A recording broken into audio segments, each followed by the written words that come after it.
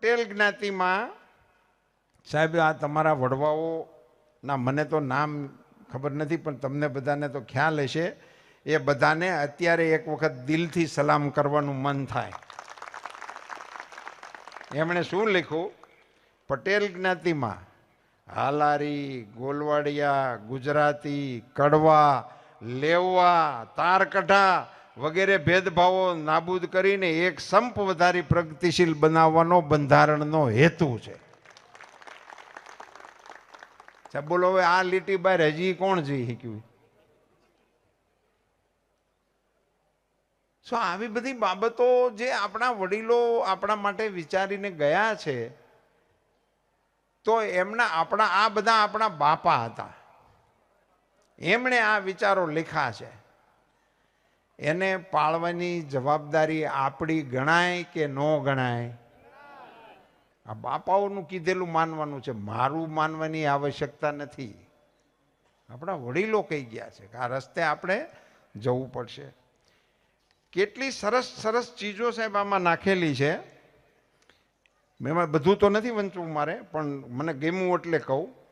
ચાંદલો કરતી વખતે ₹1 રોકડો, 1 શ્રીફળ, કપડાં જોડી 1, ₹25ની કિંમતના, નાકનો દાણો, ચૂડલીની જોડ, આટલું તમારે આપવાનું છે. ₹1 ગામમાં ચોપડો રાખવાનો અને ગામના ચોપડામાં આ લગ્ન લખાવવાના. વેહવાળ કોનું થયું, કોની દીકરી સાથે કોના દીકરાનું સગપણ કર્યું, એ ગામના ચોપડામાં લખવાનું. અને ગામના ચોપડામાં એ નોંધ કરાવતી વખતે ₹1 નાતને ચોપડે જમા કરાવવો. હું હમણાં ઘણા સમયથી આ ₹1ની વાત કરું છું. બોલો, આ મને કોક બાપા હેરમાં આવ્યા છે આપણા. મને તો આ ખબર નહોતી, આ મેં વાંચ્યું નહોતું ત્યાં સુધી. તે દિવસે આપણા વડીલોએ એમ કીધું હતું કે ₹1 નાતને ચોપડે જમા કરાવો. મેં તો આપણા સિદ્ધસર મંદિરના આગેવાનોને વિનંતી કરી હતી કે આપણી જે કળશ યોજના છે એમાં ₹1 એ આપણે ચોપડે જમા રહે અને જમા જ રહે. એ રૂપિયો વપરાય જ નહીં એવું ફંડ નિર્માણ કરવા માટેની આવશ્યકતા છે. આ અંગે આપણા બધા સમાજના લોકોએ ગંભીરતાપૂર્વક વિચારવાની જરૂર છે કે આપણા સમાજનું ફંડ આજે 100 કરોડ આપણે ઊભા કરી શકીએ એવા દાતાઓ છે, માતાજીની દયા છે. પણ એ દાતાઓ વાળા સમાજ પાસે સમાજનું કહી શકાય એવું ફંડ જમા કેટલું છે? એનો જવાબ 0 છે. તો શા માટે આપણો આખો સમાજ ભેગો થઈને ₹1 નક્કી કરી અને આપણા સમાજનું કાયમી ફંડ, એ ફંડ વપરાય જ નહીં, એ ફંડ વપરાય જ નહીં. એ સિદ્ધસરમાં બનાવો તો સિદ્ધસરમાં આપણો સમાજનું પીડ્યું રહે. અહીં ધ્રોળ છાત્રાલયમાં પણ ફંડ હોવું જોઈએ. હું આજે વિનંતી કરવાનો છું દીકરીઓને.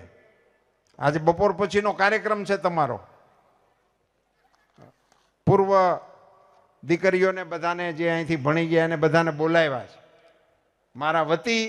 એ કાર્યક્રમમાં જે સંચાલકો અહીંયાથી કોઈ હોય તો હાજર હોય તો વિનંતી કરજો કે અહીંથી તમે ભણી ગયા, સુખી થયા અને તમારા પરિવારમાં તમે સેટ હશો, તો તમારી પાસેથી મોટા દાનની અપેક્ષા નથી, પણ તમે રોજનો ₹1 તો છાત્રાલયને આપી શકો. હવે રોજ ₹1 જ, આપણે ₹1 વાળી જ ફોજ ઊભી કરવાની જરૂર છે.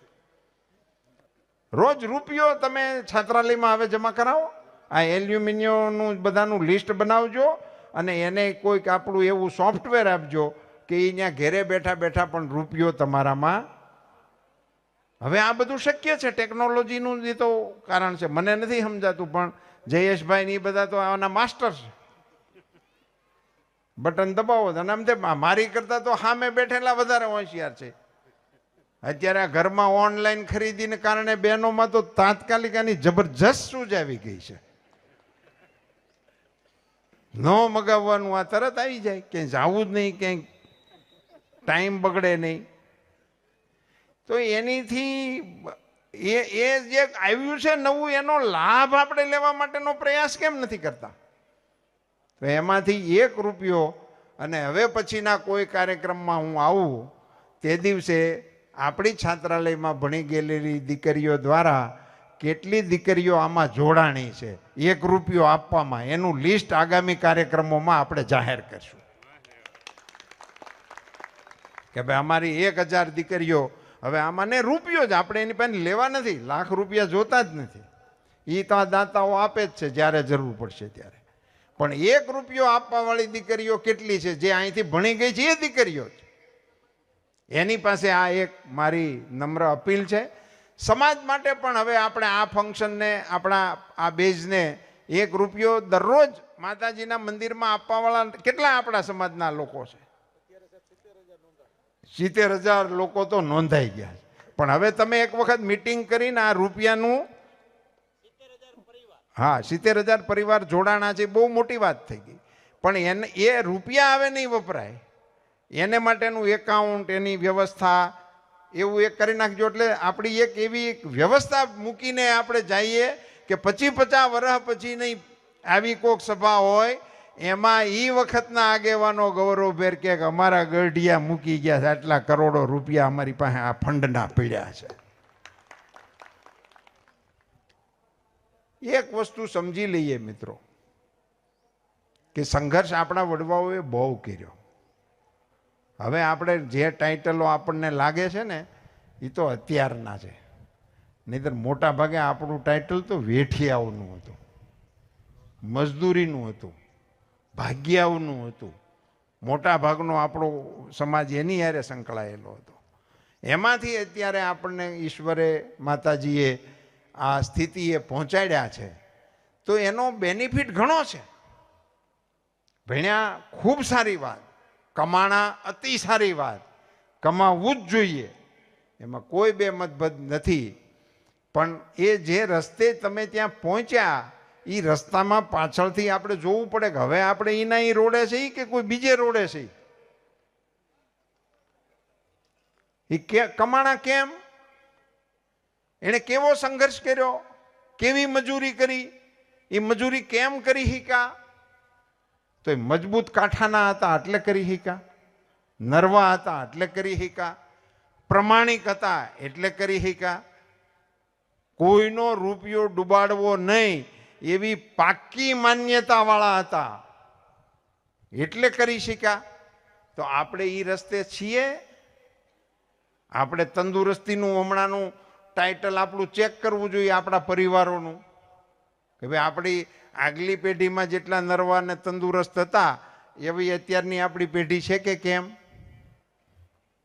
અને આ બહેનો ને દીકરીઓને તો ખરેખર કોઈ શિખામણ આપવાની આવશ્યકતા જ નથી, એટલા માટે કે ઈશ્વરે જ તમારામાં ઇનબિલ્ટ આ સદગુણો તમારા ડીએનએમાં આપીને મોકલ્યા છે.